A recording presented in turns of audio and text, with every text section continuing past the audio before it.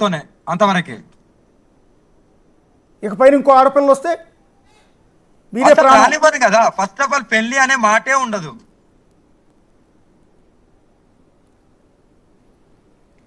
నేను అనేది ఇప్పుడు ప్రస్తుతానికి ఓకే, ఒక నెల రోజుల పాటు ఓకే, ఒక 2 నెలల పాటు ఓకే, మీరు ఆశ్రమం పెట్టిన తర్వాత 1 సంవత్సరం 2 సంవత్సరాలు కూడా ఓకే. కానీ 2 సంవత్సరాల తర్వాత అమ్మాయి వయసు ఏం అయిపోలా, అంత 23 ఏళ్ళు, పట్టుమని చిన్న 23 ఏళ్ళు.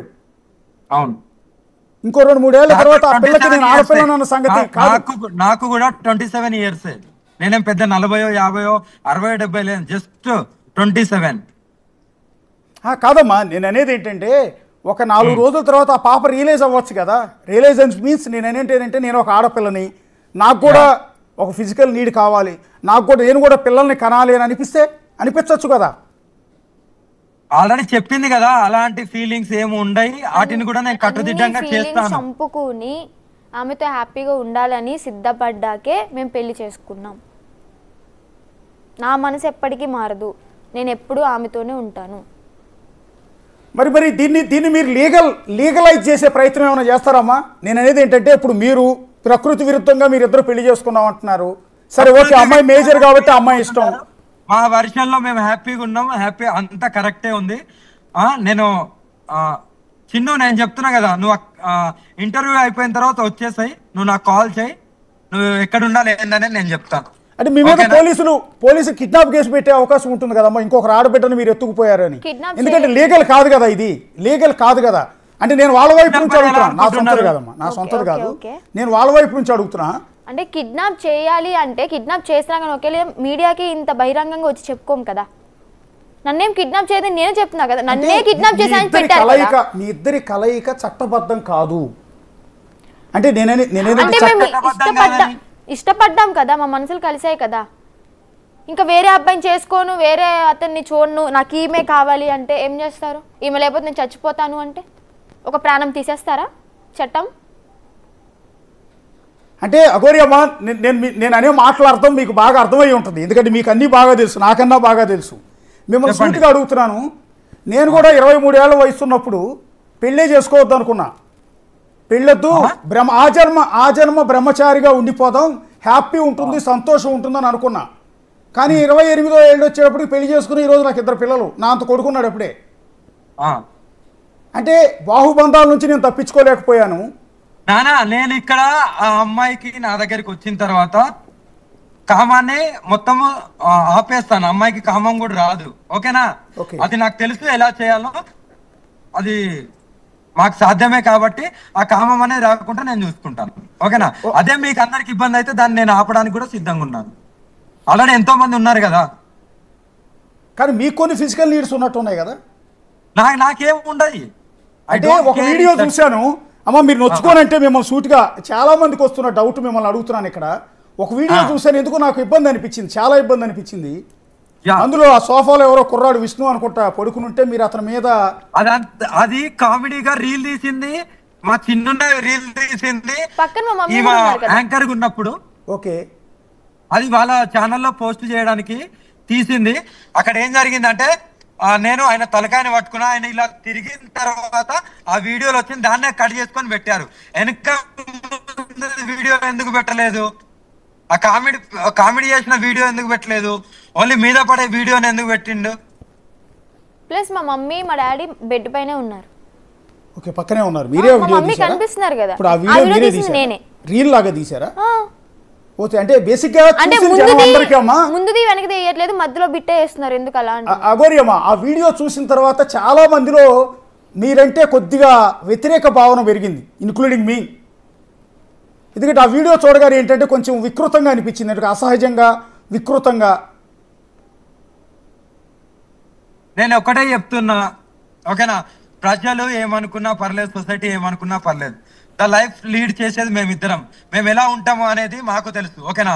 ఒకవేళ ఇదే వర్షిని వచ్చి లేదు ఇలా అని చెప్తే అప్పుడు మీరు ఖండించండి, ఆ అవకాశం మీకు ఇస్తాను, కానీ అంత దూరం కూడా రాదు, ఓకేనా? 5 years అయినా 10 years అయినా కానీ నా మీతో ఉంటాను, నా డెసిషన్ ఎలానూ మారదు.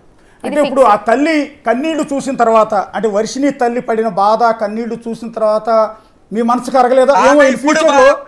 నేను ఇప్పుడు చెప్తున్నా కదా, ఆ తల్లి ఇప్పుడు బాధపడుతుంది. 14 ఇయర్స్ ఏజ్ ఉన్నప్పటి నుండి ఈ సెకండ్ దాకా ఈ తల్లి బాధపడ్డది మీకు కనిపించట్లేదా?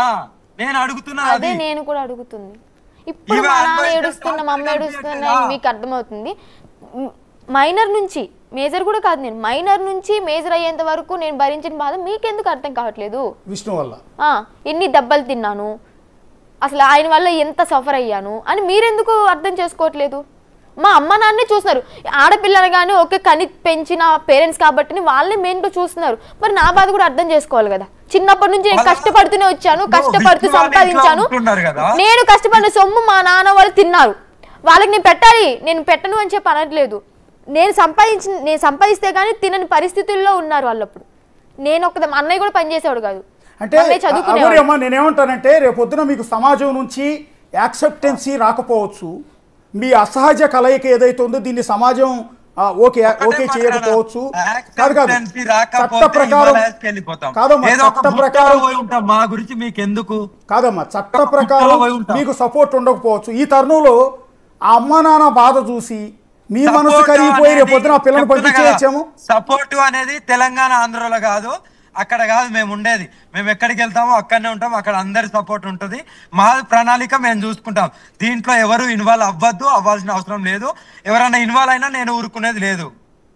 అంటే రేపొద్దున తల్లి కన్న తల్లి తండ్రి బాధ చూసిన తర్వాత మీ మనసు కరగొచ్చేమో, వాళ్ళ బిడ్డను మీరు పంపించేసే ప్రయత్నం చేయొచ్చు కదా. నేను వాళ్ళని కూడా చూసుకోవడానికి సిద్ధంగా ఉన్నాను. వాళ్ళకి ఏం కావాలన్నా వాళ్ళకి ఇవ్వడానికి నేను సిద్ధంగా ఉన్నాను. రేపొద్దున మీ ఆశ్రమంలోకి ఆ తల్లిదండ్రి సిద్ధంగా ఉన్నాను. మీ ఆశ్రమంలోకి ఆ తల్లిదండ్రి వస్తే చూసుకుంటారు మీరు కూడా? అప్పటిదాకా మా మమ్మీని మా డాడీని ఇప్పుడే వచ్చేయమంటున్నాను. నేను ఇప్పుడే వచ్చేయమంటున్నాను. మిమ్మల్ని చూసుకుంటాను, బంగారం లాగా వచ్చేయమని చెప్తున్నాను. అంటే ఫైనాన్షియల్ వాళ్ళు రానంటున్నారు. డబ్బులు కావాలి కదమ్మా, మీరు ఎక్కడ బతకాలన్నా డబ్బులు ఏదో ఒక జాబ్ లో జాయిన్ అవుతాను. ఏదో ఉంటారు ప్రజెంట్ వెళ్ళి మా ఇంటికాడ ఉంటారు. నేను పుట్టిన ఊర్లో ఉంటారు. నేను అంతా రెడీ చేసిన తర్వాత వీళ్ళందరూ అక్కడికి నా దగ్గరికి వస్తారు. సరే, అమ్మా నాన్న చూస్తే ఓకే అండి, మంచివాళ్ళు అమాయకుల్లో ఉన్నారు. విష్ణు అనే వ్యక్తి నుంచి ఇప్పటికీ కూడా థ్రెట్ ఉందని చెప్తోంది వర్షిని. విష్ణు నుంచి మీరు ఎట్లా కాపాడతారు? విష్ణు నుంచి మీరు ఎలా కాపాడతారు? ఇప్పటి నుండి నా ప్రణాళిక చాలా పెద్దగా ఉంటది. నేను ఊరికే ఎవరిని వదిలిపెట్టను. నేనేంటి, నా స్ట్రెంత్ ఏంటి అనేది లోకానికి మొత్తానికి తెలుసు. ఓకేనా? అంత దూరం రానియను, రాదు కూడా. అంటే విష్ణుకి ఏం చెప్తారని? విష్ణు కూడా టీవీ చూస్తూ ఉంటుంటాడు, నాకు శాపనార్థాలు పెట్టుంటాడు. ఆటోమేటిక్ గా నాకు కూడా పెట్టేవాళ్ళు కదా, నన్ను శపించుంటాడు. భూస్థాపితం అయిపోవాలి, బూడిదైపోవాలని శపించుంటాడు. లేకపోతే నా మీద కూడా అతనికి అంత సీన్ లేదు. ఈ అమ్మాయిని ఇప్పటి నుండి టచ్ చేసే సీన్ అంత అవసరం లేదు. ఈ అమ్మాయి నా భార్య. ఓకేనా? ఎవ్వరు కూడా లోకంలో ఎవ్వరు టచ్ చేయలేరు. టచ్ చేసే అవకాశం కూడా టచ్ చేస్తే ఎంత దూరం వెళ్తానో ఇక మీ ఊహలకు వదిలేస్తున్నాను. ఇప్పుడు మీ భార్య అని చెప్తున్న వర్షిని మీ కళ్ళ ముందు తంతు కొడుతూ దాడి చేస్తూ తిడుతూ తీసుకెళ్లిపోయాడు కదా మొన్న. అవును, గుజరాత్ వచ్చి. రేపొద్దు మీరు ఇంకో చోటుకు వచ్చి తీసుకెళ్ళడానికి గ్యారంటీ ఏంటని?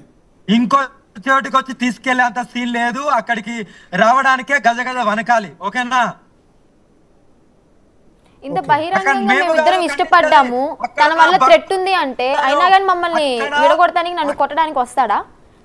కొట్టాడు కదా, పబ్లిక్ గానే కొట్టాడు. ఏ మొహం పెట్టుకుని నన్ను తీసుకెళ్ళడానికి వస్తాడు? అసలు నువ్వు వద్దు, నువ్వు ఎవరో నాకు తెలియదు అంటుంటే ఆయనకే సంబంధం? నేను చెప్తున్నా కదా. ఇప్పుడు మిమ్మల్ని కొట్టాడు, మీ అన్నయ్య సమక్షంలోనే కొట్టాడు, మిమ్మల్ని బలవంతంగా ట్రైన్లో తీసుకొచ్చాడు. అప్పుడు నేను ఏం చేయలేని పరిస్థితిలో ఉన్నాను కాబట్టి వాళ్ళు కొట్టారు.